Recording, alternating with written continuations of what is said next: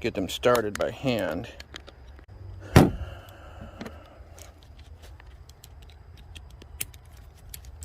The metal's super soft.